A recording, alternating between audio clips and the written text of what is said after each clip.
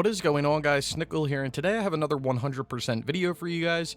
Today I'm going to be getting the 100% in Hitman on the PlayStation 4. Now, the last trophy that I do have to get is Contract Assassin, which is to complete 10 contracts. Now, technically, as you're playing through the game, you will complete 10 contracts by just doing, the normal missions throughout the game. But for this trophy, you do need to complete 10 contracts in the created contracts side of the game where anybody can create contracts. So the description of this, I feel like, should be changed a little bit. Unfortunately, if you want to get the 100% in this game and you haven't bought it already, you won't be able to do it, but I believe you can buy this game physical if you want to, so you can always get it that way. The DLCs and everything were delisted, so I'm not sure if you can still access them through the store or really the semantics of that. Anyway, if you guys do go on to enjoy the video, be sure to leave a like. Let me know your thoughts on the game down in the comments below, and consider subscribing and hitting that bell notification to stay up to date on all of my new uploads. Anyway, with all of that being said, let's get right into this video. I was live streaming this over on Twitch. I do live stream all my platinum trophies, 100%, and various other things. So if you want to go follow me, there's a link for that down in the description below. So what you need to do for this trophy in particular is you need to go to the created contracts section of the game, and from there you want to search for contracts. Now there's another trophy there's a few trophies that are tied to this created contracts section of the game. One of them is that you need to place number 1 on a leaderboard, which you want to do on a contract that was essentially just posted. Now, when you go in there and you search for contracts, it's always going to give you the most recent contract. So there's not going to be a lot of people that have played it. What I found to be the most beneficial and the easiest way to get through these 10 created contracts was to actually search for contracts that only had one target. And a lot of the times, for a lot of the newer contracts that I had been finding, the targets were essentially right at the start of that level. You didn't really have to walk around and do anything too intricate, because I'm sure that there's created contracts that are pretty difficult and require you to do a lot of things, but these ones were not making me do that, which I actually really appreciate, because it made it a little bit easier, and all of the objectives that they wanted you to create or to do were optional objectives. So that's another thing that you need to look out for, is when you are selecting any of these contracts to do the targets have actual objectives? Like, you need to be dressed up in a certain disguise and kill them a certain way by an accident or whatever? Or is it something where all of that stuff is optional and you can kill them however you want to? You can walk up and just shoot them with a gun and move on with your day. So that's something that you definitely do need to look at as you are kind of picking these contracts to do. So you can see we are doing this contract right here, and the target that we need is in the a bar area, which isn't too bad, but there's a way in without having to deal with getting the pass. But a lot of the contracts, or I shouldn't say a lot of the contracts, so when you load into these levels, they'll actually highlight the target in red from basically the start. You can see them from the start if you use your ability to kind of see everything that's going on. So that makes it a little bit easier to kind of plan everything. So what do I think of the rest of the game? I really enjoyed the rest of the game. I love the levels of the game. I really regret not playing this game as it came out episodically. I did buy this game day one, and I just never played it because I was playing all of the other Hitmans at the time, like the Hitman HD trilogy and Hitman Absolution and everything like that. So I never really was able to get around to it per se. But getting around to it when I did, I do regret not playing it when it came out episodically. And I really do like the new Hitman trilogy, Hitman 1, 2, and now Hitman 3, which they combined everything in Hitman into Hitman 3 from Hitman 1 and 2. But I will be doing Hitman 2 next, shortly after this. But yeah, I really enjoyed the game. I love the way that the game plays. I love the movements that 47 does. I like the abilities that you have. I like how the AI kind of reacts. I like the environments. Basically everything about the game is phenomenal. There's not anything about this game that frustrates me.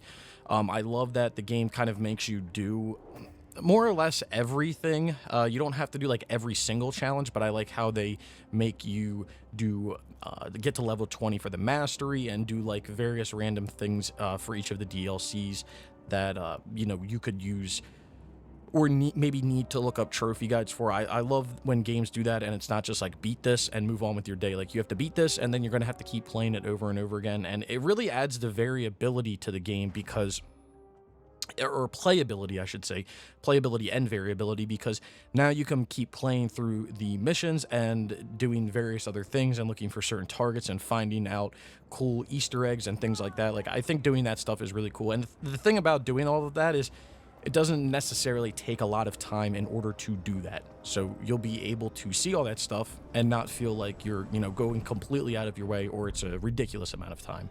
So here we are, we're finishing up the last contract here. That should get us our 10 contracts. I actually did 2 contracts before this, so I only did 8 contracts this night.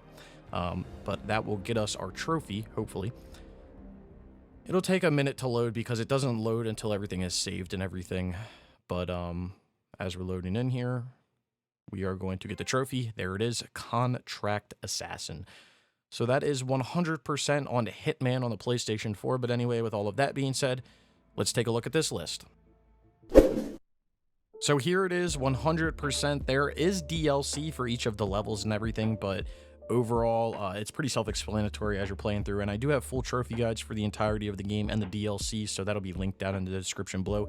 But as you're looking through the list here, you're going to see that there's a few random trophies, and then there's a few trophies tied to essentially the tutorial levels that they'll give you as the base game, and then you won't get the first level until Sapienza, which is the first DLC. But overall, pretty simple base list. Anyway, here's the profile trophy level 579, 35%. I've got 14,454 total trophies. Got 9,703 bronze, 3,238 silver, 1,280 gold, 233 platinums, and like I said, 14,454 total trophies if you're into that numbers kind of stuff. And since this doesn't have a platinum trophy, we have no image to show here, so we'll just be doing some gameplay to tidy this video up.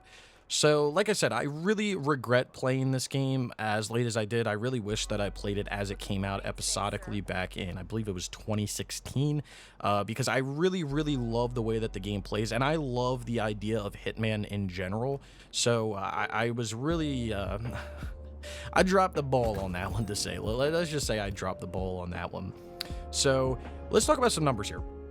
So if we want to talk about time it takes to 100% the base game, you're probably looking at like under 10 hours to 100% the base game. Now, if you're going to be doing all the DLCs, which the DLCs are basically the additional levels in the game, which like is a majority of the game, which I would highly suggest to do, you're probably talking maybe like 50 hours or so. Now, 50, give or take 10 hours, because you can get through this pretty fast and pretty efficiently if you are following full guides for everything. So if you're following guides on how to get all of the missions or whatever, I forget what they're called exactly, opportunities. If you follow guides to get all of the opportunities, and you're following guides for the random trophies, and then you're just tidying up the mastery right after that, because by the time you do all of the opportunities and you do all the random trophies, you're going to be pretty high up there with your mastery. You're going to be pretty close to being done. There is also another trophy in the DLC that you need to keep your eye out for, and I'm pulling it up as we speak right now. But they're called escalation missions, so you need to keep an eye out for the escalation missions, because you can do community escalation missions, I believe, or they did upload or update them as time went along, but I do have, again, full trophy guides for escalation missions and anything and everything that you would need help with this game. So if you want to go check any of that stuff, it'll be linked down in the description below, and hopefully you can get through the game pretty efficiently. So time it takes, we're going to say 40 to 60 hours, depending if you look up guides or if you don't look up guides. I would say I probably was around 50 to 60 hours, and I was making guides, so hopefully it would be a little bit shorter for everybody else. Difficulty out of 10, you're looking at probably like I'm going to say like a 4 out of 10. And the only reason I'm going to give this below average is because there's nothing really like difficulty related in the game. You just kind of need to get used to the game. I know a lot of people aren't fans of stealth games and things like that. And, you know, you may not be, this might not be your sort of game. But I would say that this Hitman is a little more forgiving than older Hitmans.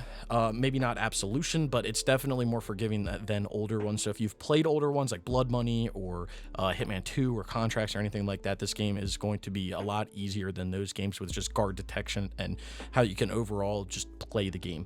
Plus, you don't need to get like Master Assassin rankings and stuff. Yeah, you can get those by getting through the mastery, but you don't have to actually do those. Those are optional.